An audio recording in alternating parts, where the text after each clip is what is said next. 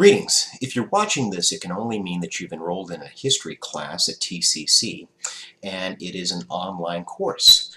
My name is Dr. Ryan Pettengill, and I'll be your professor for this semester, what we used to call mini semester back when I was in college. And what I want to do in this video segment is take you through some of the guidelines, expectations, and requirements so that we can all be on the same page as far as what to expect in the course. Some of you may have already been poking around a bit in Blackboard and are a bit familiar with some of these course guidelines. Some of you maybe not. In any case, what I'd like you to do right now, if you have not yet done so, download a copy of the syllabus. Now, you can get a copy of the syllabus by going to either the Start Here button of Blackboard, Start Here, or Course Information. There's a copy of the syllabus in either one of those buttons. If you click them, it should be one of the first things that pops up at you. In any case, go ahead, put me on pause if you need to, and meet me back here, and we'll talk a little bit about the syllabus so that we can get on the same page. Okay, so this is an exceptionally accelerated semester. Basically, the way that this thing is designed is to take 15 weeks of course content and just contract it all the way down to what we've got in front of us. And so in that respect, communication is going to be really, really important as far as your ability to successfully complete this course. You need to be able to let me know what's going on your end as soon as you're able to kind of detect those things. And the best way to do that is through email. I've listed that email address at the top of the syllabus there. I check that thing pretty religiously, and if you get me a message between Monday to Thursday before 3 o'clock, there's a good chance that I respond at the same day. If it's after 3 or if it's on the weekend, it's going to be a little bit slower, but I do try to check it over the weekend as well. There's also a phone number on there. If you want to reach out and call me, I'm happy to take your call, but assuming for a second that I don't, go ahead and leave me a voicemail. I will return your call as soon as I can. Don't be surprised if I do reach out to you through email. It might be a little bit quicker on my end, so there's that. Now, this class is History 1301, which is early American history. Okay, so our class is going to begin before 1492, before Christopher Columbus and Europeans made contact in the Americas. We will talk about Native American societies and the way that those societies were structured before Europeans started showing up in the Western Hemisphere. It will run all the way through 1877 at the end of a process that historians call Reconstruction.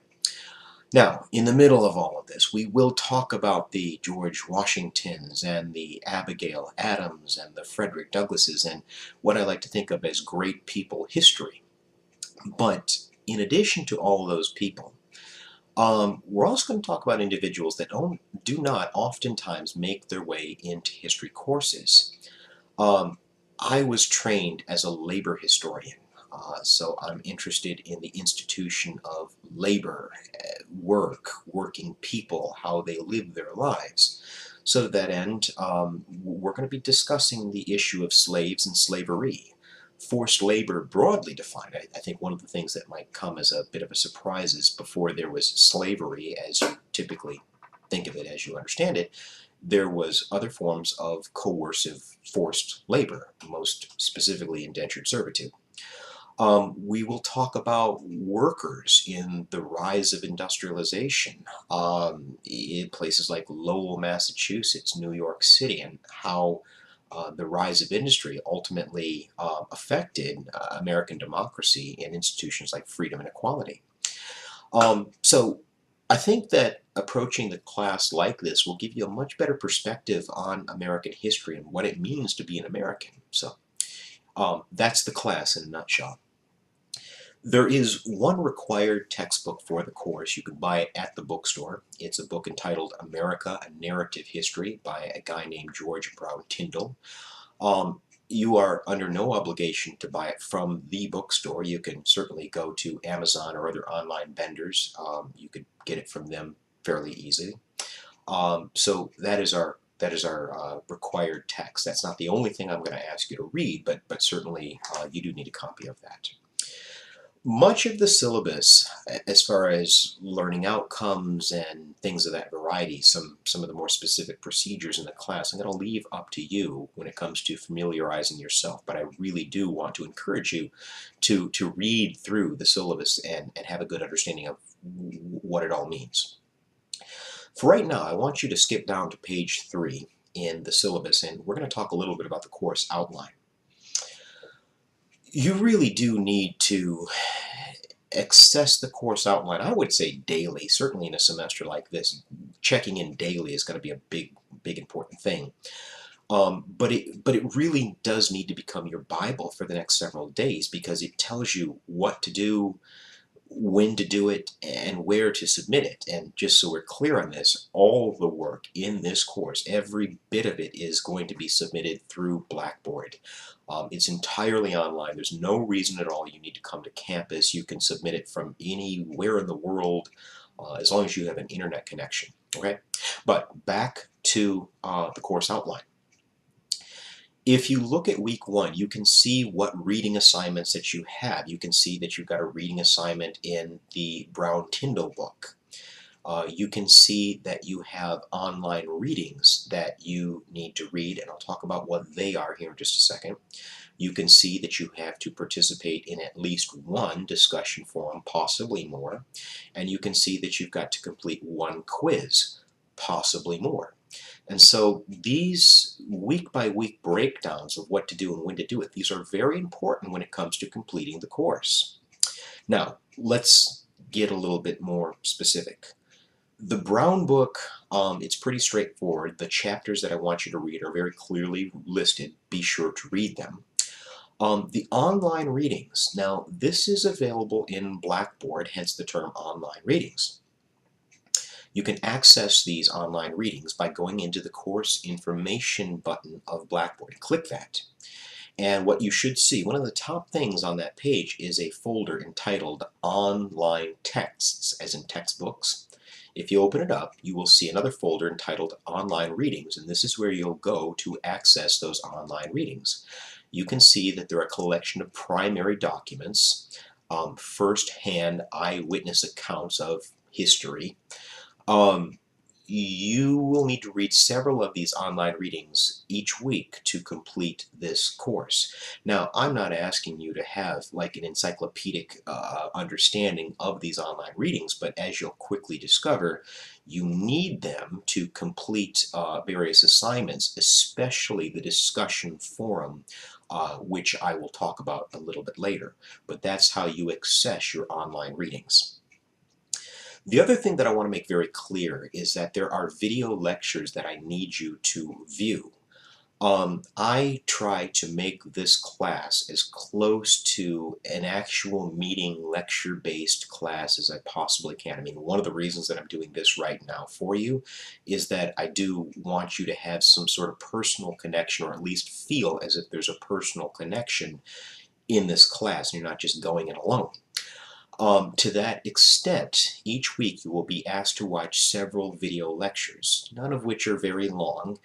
They are YouTube links, that's all they are, so that you can watch them or even listen to them as you're vacuuming your house, you're working out at a gym, or you can just sit down and stare at my face for several minutes. Anyway, I do need you to complete them, and the reason why is that they really are the essence of this course.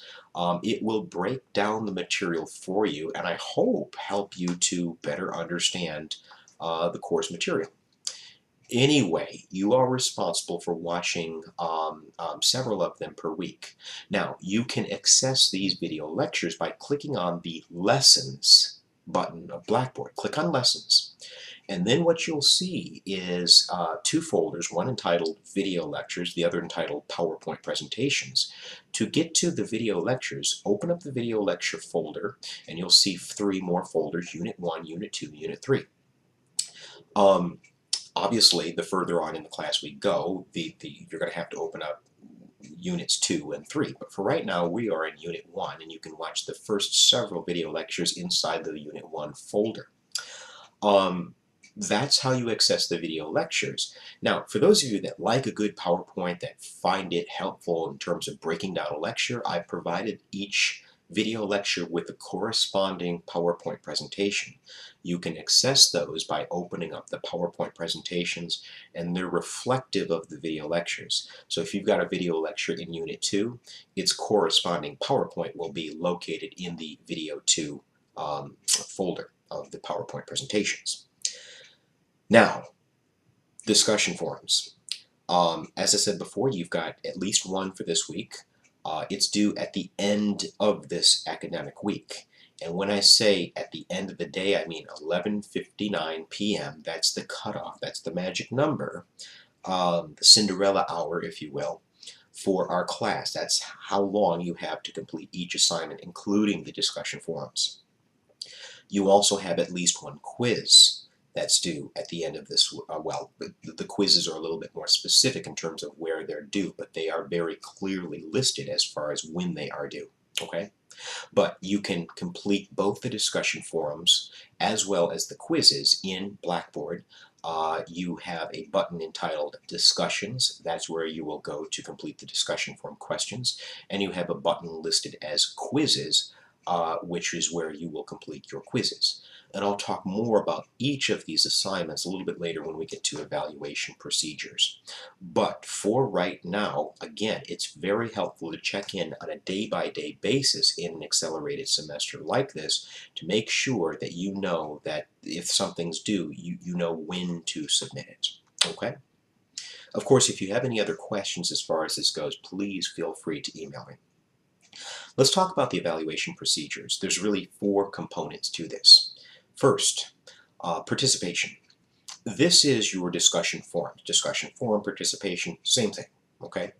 Again, I try to get this class as close to a regular lecture-based class as possible, and one of the things, in my opinion, in an online class that you really miss is the interaction between not only me and you, but you and your classmates.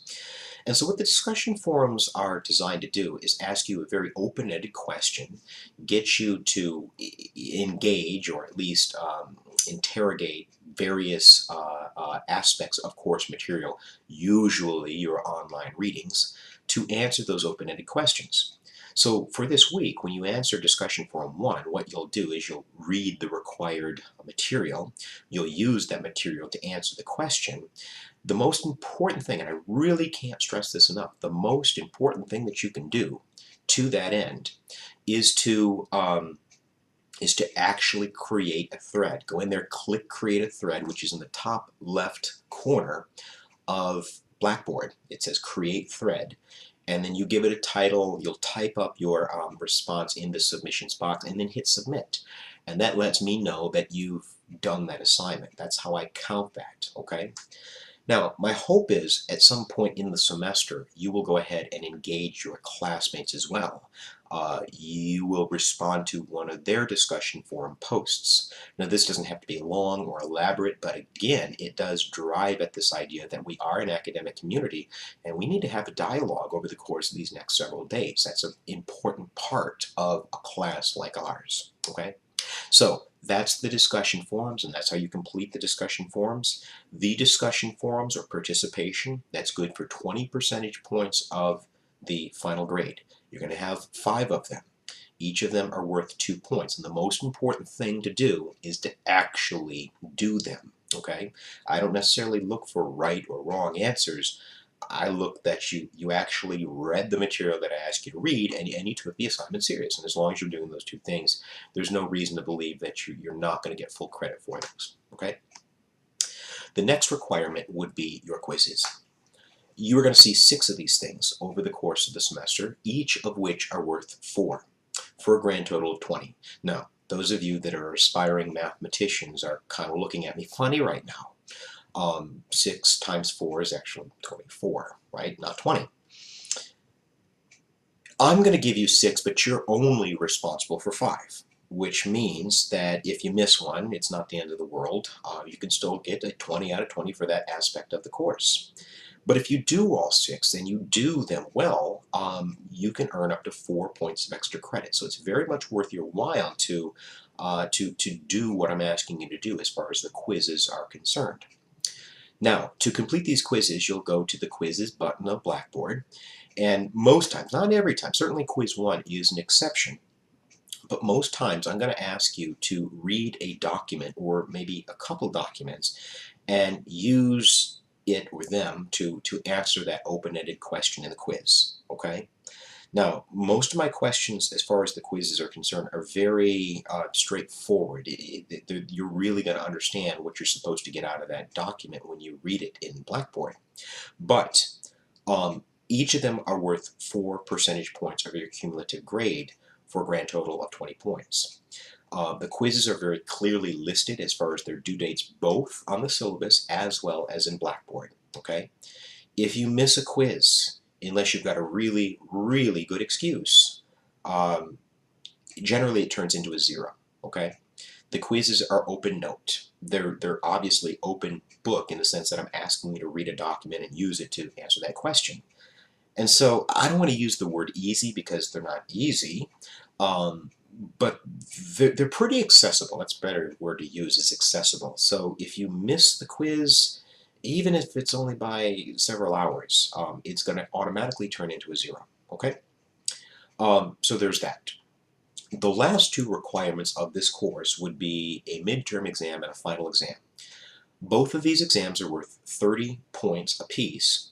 Both of them consist of a combination of multiple choice, short answer essay questions, and one long essay question, which if you want to know what I'm going to ask you, especially as far as the written part of the course is concerned, meaning the essay questions, you have access to them right now in the midterm and final exam review guides. You can begin preparation for those exams. You can actually see what I'm going to ask you as early as right now, so it's ready for you to go, okay? Anyway, those are the requirements for the course. It's on a straight 100-point scale. If you look at the bottom of page 4, you'll see my grading scale. It's pretty self-explanatory. People ask me, do you grade on a curve? The answer is no, not really. What I will say is if you have an 89.555559, of course, I round up to a 90. Yes, that translates into an A. But understand, an 87 is not an A, okay? I mean close enough is, in fact, not good enough in a course like this. But just so we're clear on that. Again, if there's any questions or inconsistencies as far as this kind of stuff goes, please feel free to reach out to me and I can elaborate, right? Now, the late work policy for this course, I've already gone over much of it with the quizzes. Late quizzes are not accepted. If you have a situation, and many people oftentimes have situations where they either need to do the exam earlier or maybe a little bit later than when the due date is outlined in the syllabus, please get with me and let me know. Reach out, let me know, and I'll do my best to accommodate your unique needs. In any case, though, if this does apply to you, if the due date of the exam is going to be a problem, it's your responsibility to reach out to me and set something up so that we can get this part of the course completed, okay? Again, much of what I'm outlining in the syllabus, I'm going to leave up to you to familiarize yourself when you get a chance. One last thing that I want to emphasize before I let you go, and that would be academic honesty, maybe better yet, academic dishonesty. This is at the end of the syllabus, but basically what I'm talking about is plagiarism, okay? Now, I'm hopeful that all of you know what plagiarism is and that it is something that you should avoid at all costs. It's essentially taking other people's work and representing it as your own. Now, there's lots of different ways that you can commit plagiarism, even if you don't really mean to commit plagiarism. As a matter of fact, most of the people that I guess, catch plagiarizing, they don't really mean to. That they went online, mostly because they waited to the 11th hour to do whatever assignment that we're talking about, and they panicked, and they tried to get some ideas by going onto, Google or something like that, and ultimately those ideas had a bad habit of migrating into their quizzes or their discussion forums or their exams. And unless you're citing your source, then that's plagiarism, and there are serious consequences for plagiarism. I'm not telling you any of this to threaten anyone.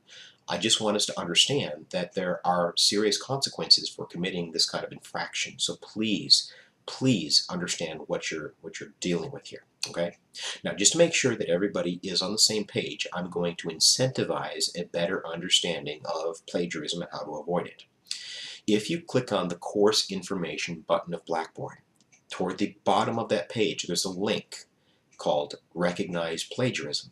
If you click it, it will take you to Indiana University's Writing Center site, and you can click on a link that will give you a quiz. It's 10 questions, none of which are very hard, but it'll ask you to register. You don't have to worry, you're not being signed up for anything, but it will ask you to register. And then it will give you a quiz consisting of 10 questions, basically what plagiarism is and how you can avoid it. Okay? If you successfully complete those questions, it'll ask you, would you like to print a certificate? Click yes, I would, right? Print the certificate or save it as a document. You can take a photograph of it, you can copy and paste it into a Word doc. In any case, if you turn it into a file and upload that file in the course information Dropbox, it's entitled Recognize Plagiarism Assignment. If you upload your file there by the specified date in the syllabus toward the end of this week, that's good for 1 percentage point of extra credit. So we haven't even done one lecture yet, and already there's 5 extra credit points in this course. So I would highly encourage all of you to take advantage of that opportunity. In any case, that's all I have for you in the way of guidelines, expectations, and requirements, especially as far as the syllabus is concerned. If you do have any questions, you know how to get a hold of me. Aside from that, guys, I'm really looking forward to a productive, successful semester. I really do root for all of my students to complete this class. Not only complete it, but complete it with a grade that you're very satisfied with. Essentially, the ball's in your court. You've got all the information, tools, and resources ready to go. So with all that being said, hopefully your pencils are sharpened. If you wear glasses, hopefully they're good and polished, and you're ready to hit the ground running. I know that I am. Again, if I can clarify anything as far as the course is concerned, please do not hesitate to let me know. Aside from that, best of luck in this semester.